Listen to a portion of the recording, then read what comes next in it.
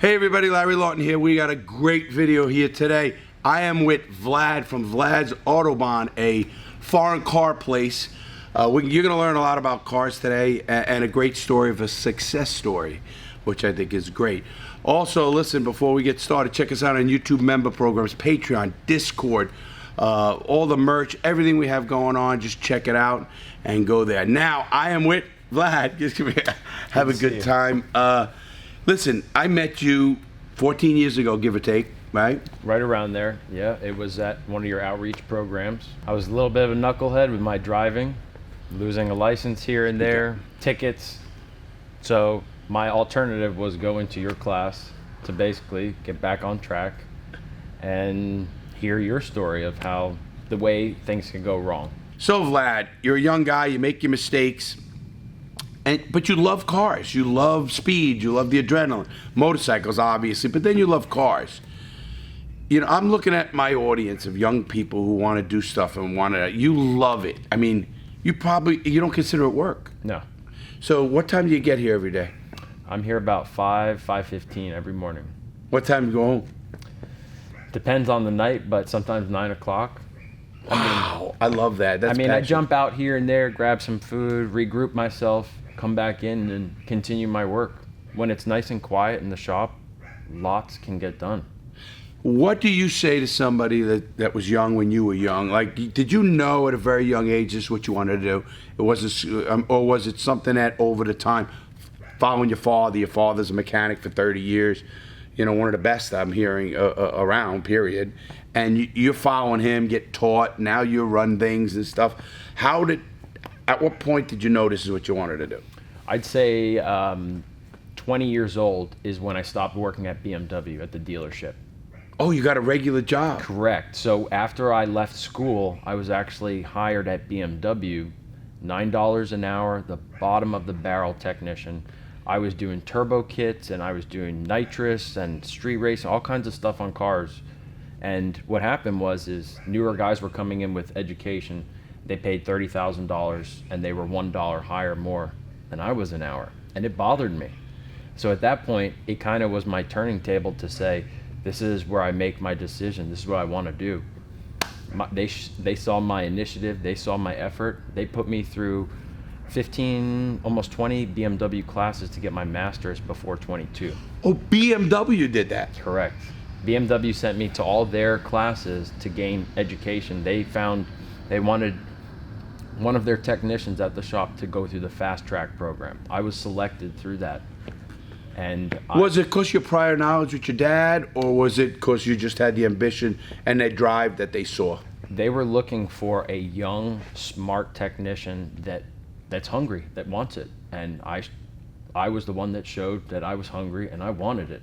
I love that, everybody. You know that I think work ethic is one of the things you can't teach. You just got to love it. You got to like what you do, because you won't have that work ethic if you don't like what you do. Obviously, you have, Vlad. A little bit getting more into that. So when do you get into your own shop with your dad? It was about 2 years after that.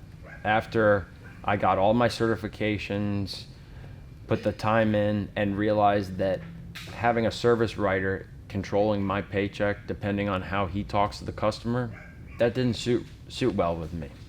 I found that I've been doing this for so long. I have been coached by my father on how to speak with customers, how to sell work, and I was doing it better than the BMW dealership that I was working for. The service writer himself, yeah. He couldn't sell. His selling tactics were do it all or do nothing. And after I heard that, and my paycheck got affected because of that, I said, I think I had enough of this. I've been doing side work since I was 16 years old. So a friend that comes over with a car, you guys work. Well, not just that. I worked 45 hours a week for BMW, and then when I would get home, I had a little tiny shop that I worked in that I had. At the house? No, it was under the table, cash deal, 1,000 square foot warehouse, pretty much like one bay like this, and I had 3 parking spots. Within 6 months, I had 18 cars out there, and my neighbors are complaining that I have all the parking spots. So it came to a point, and I said, I think I had enough at the dealer. I had enough work to continue with what I'm doing, and I went out on my own at 22 years old. I love that. That's ambition and that's chance. See, you all talk about me, you know, risk taking is important. He took risks on something he knows. He knew he could feed himself, he can do this, and he didn't think he'd be where he is today. I mean, a hell of a shop, guys. I come here to get my car repaired, and you got this shop you own with all these high-end cars, and I find out you're a race car driver. You go to various tracks around the community. We're going to get into that here in a second. How did you get into cars like this? Well, my father, he has been working on Mercedes-Benz my whole life. So I basically grew up in a dealership. My father always doing side work, and it went from go-karts to motorcycles to motocross to supermoto to eventually cars. You did that? Correct. So you did the motorcycle where they jumped that stuff? Correct. You know, I'm such a venturist. I love to do it. I did it when I was a kid. And I had a Yamaha Enduro 100. Okay. You know? Very nice. And it was in the streets of New York, so, you know, we had nowhere to go but a dump. But boy, the cops could never catch us. We do a lot of supermoto and motocross, although the injuries, you know, they start adding up. So getting into the full race cars, it's a safer alternative. You still get that adrenaline rush that you're really searching for. And also, we eliminate the street factor. Do it safe on the racetrack, correct safety equipment, flaggers. So you do it professionally. So listen, I want to come out there. You say you're going to have me out there and we're going to go out and race around the track one day. Absolutely. So can anybody do that? Is there a website? Is it going to be in the link below? Are we going to put something like that? Yes, I will be alerting my next track days so that people that are interested want to know how to get into this. It's not as easy as you just sign up and go. The car has to be inspected to ensure that it's safe. Oh, the person uses their car. We have different options available. You can either rent a couple of my cars. We have a Ferrari and 2 Porsches available for rent. Or you can bring your personal car. I can do the inspection. We change the brake fluid. As long as everything's good to go, we can go on the track. So you can test your own car? You can. Any cars can go. Now, are these oval tracks, road tracks? What are they? This is a road racing course. So I take my customers to the firm. That's Florida International Rally Motorsport Park. That I am a dealer there, and we have every Monday available for track day. We also have the option of planes. So instead of driving, wait, did you say a plane? Correct. We can have an airplane? Correct. What the fuck am I doing here? You wait a minute. Hold on. We gotta stop. Wait. No. I gotta stop you, because obviously you're a speed junkie. Obviously you're a smart young man because you got out of doing it illegally. You know, we all know about road racing, and as much as whatever it is, and we drive fast and we do certain things, that's so dangerous. People die. Correct. You go professionally to a track with people and you check the brake. Like you said, you check a car. This is what you do. You've been doing this for 20 years almost? Almost. Yeah, almost 20 years you've been racing or working on cars with your dad in the Porsche place. Your dad's a great guy. Your parents are a great guy. Got to know him. We're going to dinner and all that. But now getting you, where do you get into planes? My fucking audience is saying, what do you mean fucking now planes? The plane. So if you want to, as far as I offer the transportation with the trailers, stacker trailers, we move the cars. Some of the customers, they don't want to drive. Some of our friends have planes, and we will take them to the track, pick you up for the track day, and then when you're ready at the end of the day, you take the plane back to Melbourne. So you don't offer plane stuff? No. You had Although the transportation, we have different ways of getting you there, depending on, are you in North Florida, are you in South Florida, depending on what track you want to go to. It all depends on your experience.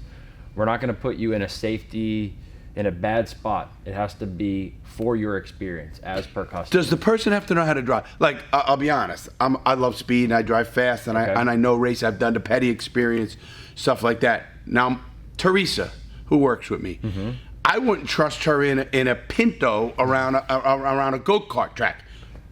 You know, no, I mean, do you make sure the person who goes in that car knows what the hell they're doing? Absolutely. I actually go in the car with you physically, and I am your coach for the day. Gotcha. Oh, so these people don't go around the track alone? If you have prior experience and you know the flags, you are safe for other drivers, it's an open track day for you. Now, if it's your first time there, I make sure that I spend enough time with you that you get the 101 class with me to ensure your safety and everybody else that's there. Sure. So you're making sure everybody's safe. Correct. Listen, safety is paramount. Correct. I got Correct. you. So as we're talking about cars, again, this young man was a kid that made his mistakes as a kid. But you know what I always tell all you guys? We all do. Everybody does. There's nobody perfect out there. But when they find their passion and they take their passion into something else, I think that's amazing. Now, I want to ask you a few more questions. So you went through the school route. Did you ever go to a mechanic school or anything? I only went for about a half a year. Where'd you go to? I went to, it was Eastern Florida State Mechanic School.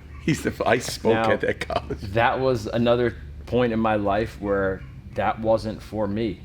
You know, so everybody learns a little bit differently. I'm more hands-on. I like to do things my way. I like to deal with my customers personally.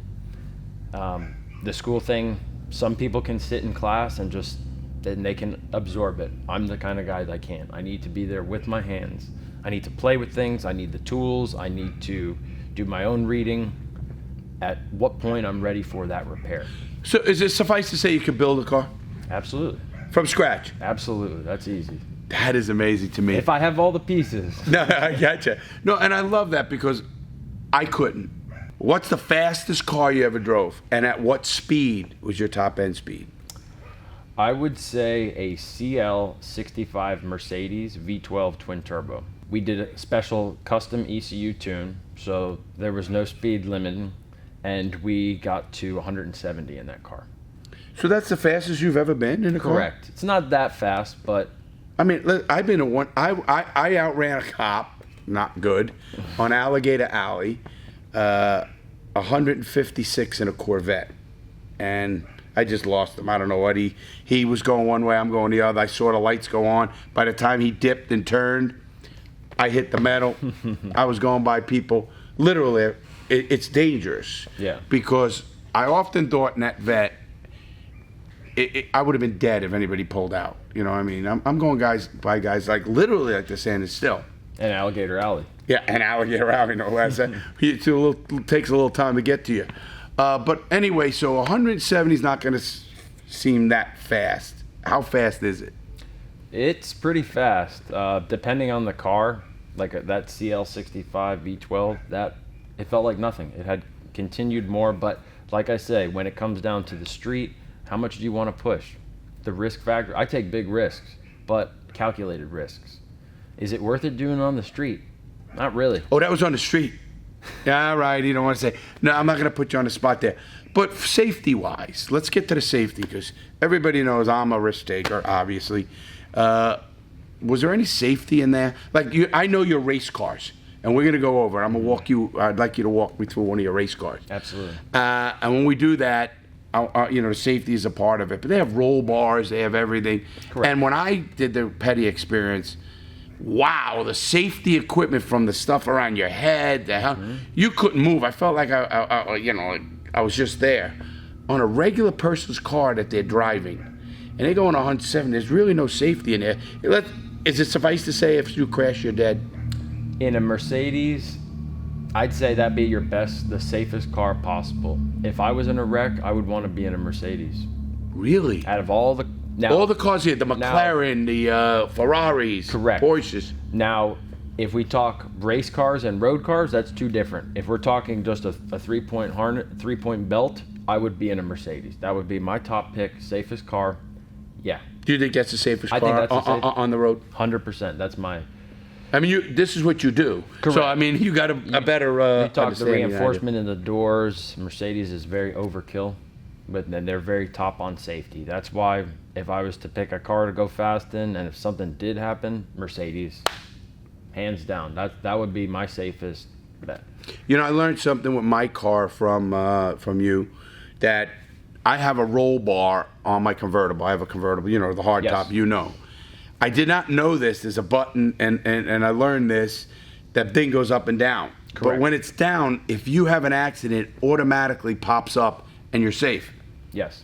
That blew me away. I'm thinking, how fast can this thing, because it goes up real slow when it goes up and down. I guess it pops up. When you press the switch, it will actually operate slowly. When it realizes that the wheel has fully traveled up, that's when that roll bar kicks in and it thinks that you went airborne. And it's in a key, yeah. Correct. Wow, see, this is great. I've learned a lot about cars with you guys. Another thing I'd like to know about a little bit of your shop. When did you start the shop? And I mean, obviously you're pretty well known. We're in Brevard County, Florida. We're in, I don't know, the area. We're Central Florida, Brevard County, not far from 95, so easy to get to. And do you only do Mercedes, or is it foreign cars, all foreign cars? All Italian and German cars we do.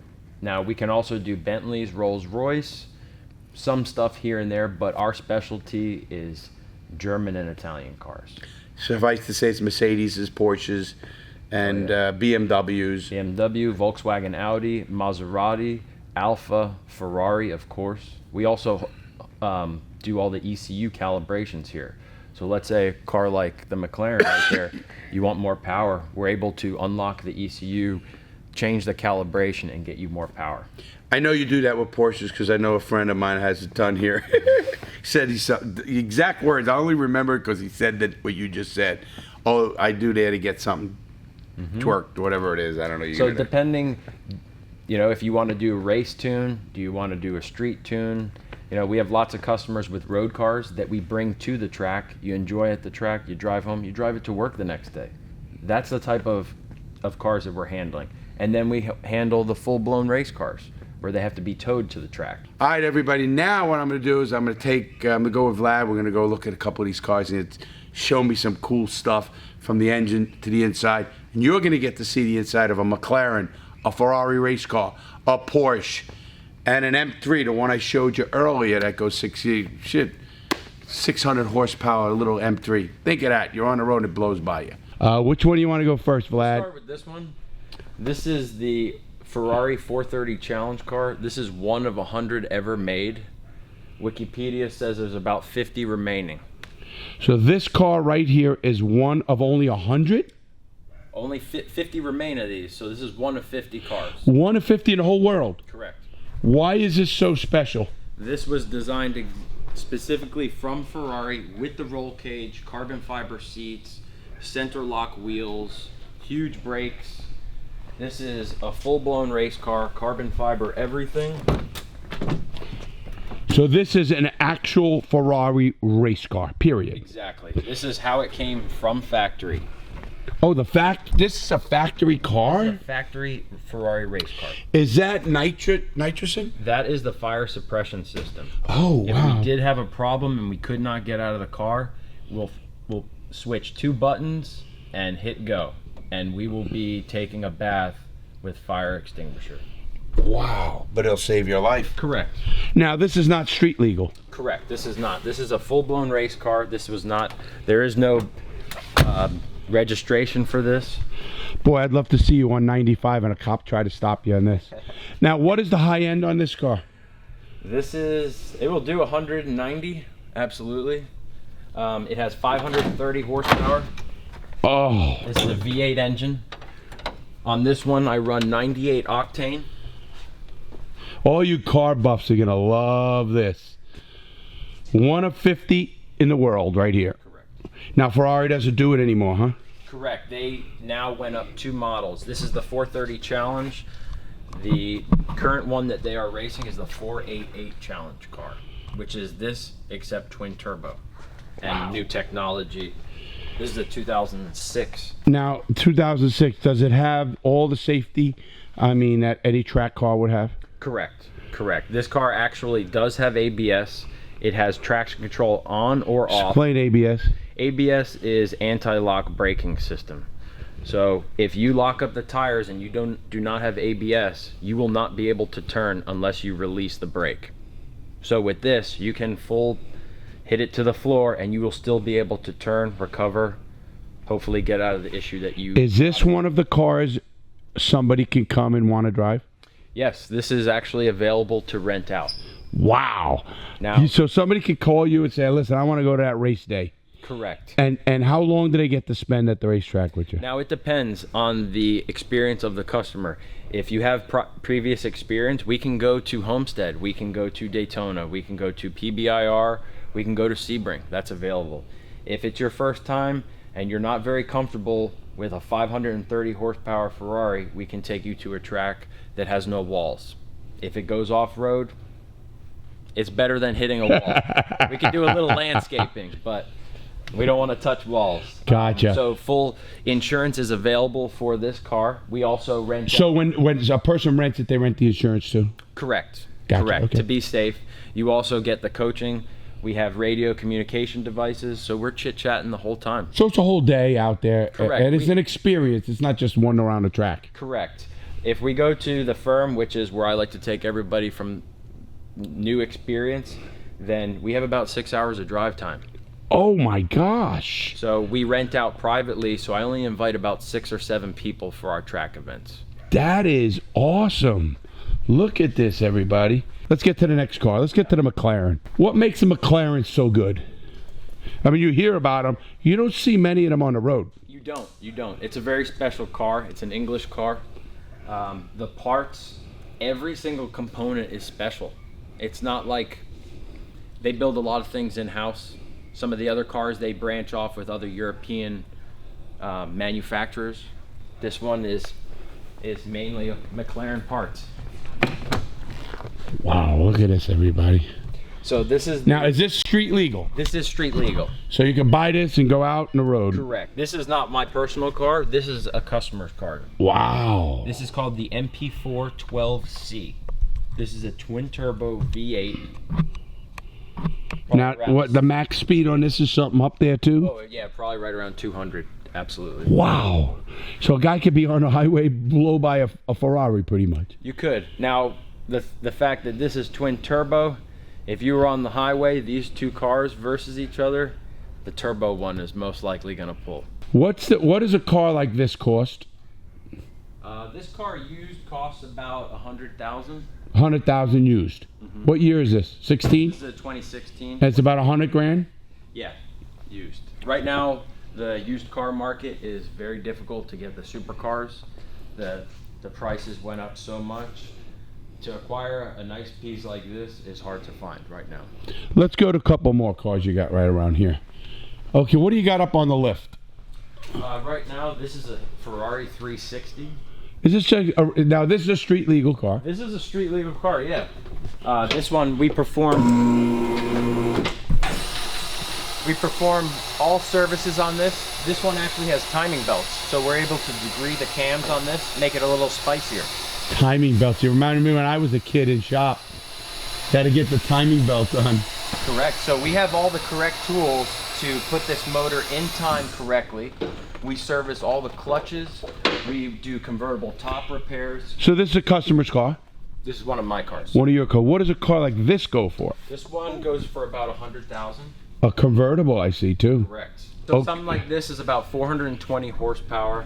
I have built my own race component parts to bring road Ferraris onto the track. These cars from factory were not meant to have brake ducts and all other special components that are fitted on that car. So basically, but you made it where you can. Correct. We do small fabrication here. We can build brake ducts. We can do custom exhaust work. We can pretty much install any carbon fiber components that you would like: diffusers, splitters, carbon fiber wings, carbon fiber front lips. Let's look a little lower down the end. I just want a couple more cars here. Show. Now this is a BMW i8. Correct. I remember a buddy of mine bought that. He had to order it and he had to get it delivered. It took him like months and months and months when they first came out. This is one difficult car getting in and out, though. I know. I've been in them, believe me. I even said, how does this fat ass get in and out of these cars? So this thing is pretty cool. And it's electric too. It is electric. It is. Electric and gas? Yes, it has gas. It does. This one does have The i8 has gas. You're right. But it can go so many miles. I remember it. This is a 997 Porsche Turbo.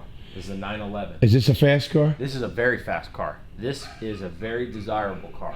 What's the high end on this speed wise? On speed wise, probably the same thing, almost about 200. This car is 650 horsepower. Right now we actually have the engine out service being performed.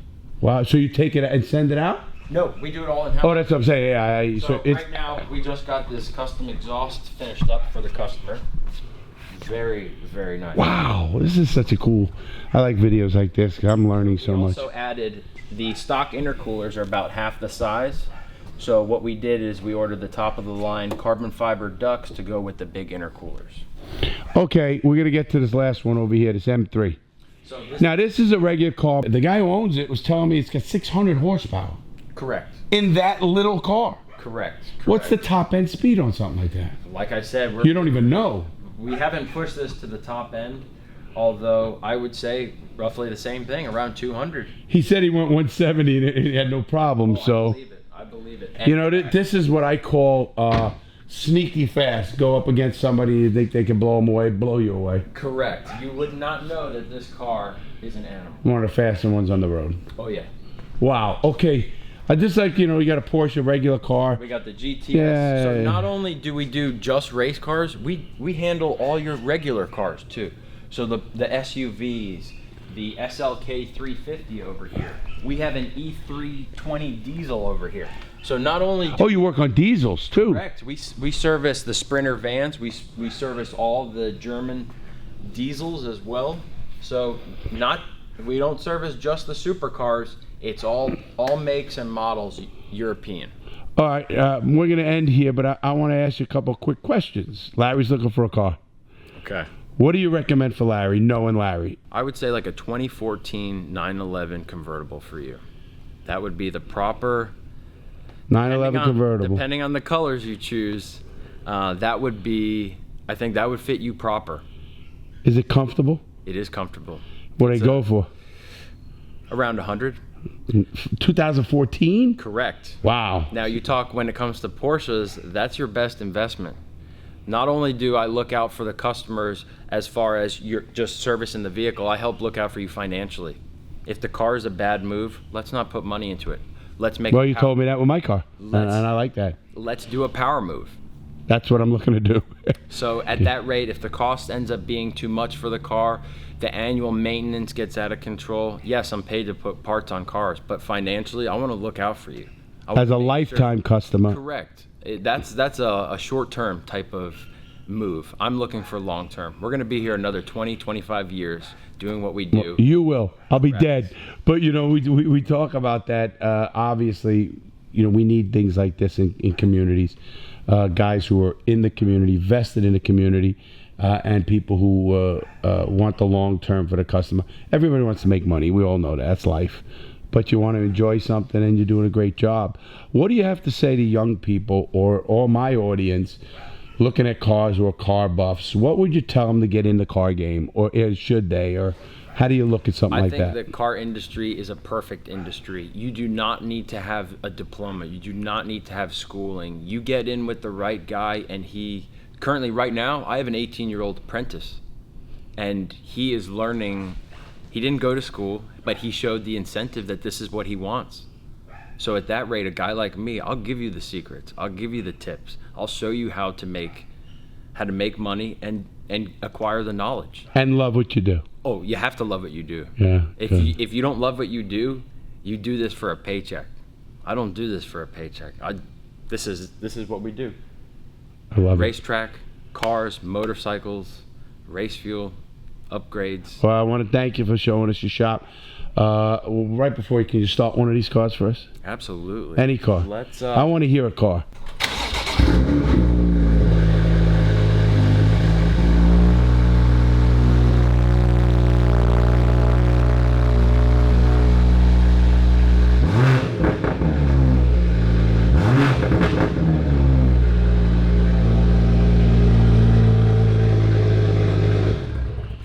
Well, I want to thank you for that. I mean, I just got a heart on everybody. All right, everybody. I want to thank everybody. What a great video. Here we are in a major shop right here, and I'm lucky to have done that. I want to thank my guest, Vlad, and his whole family and everybody for doing it. The guy with the BMW M3, all these guys. We really want to appreciate it. Remember what I always say, make good choices. Help somebody every day. You'll feel a lot better. Check us all out on all our stuff, and I'll see you next time.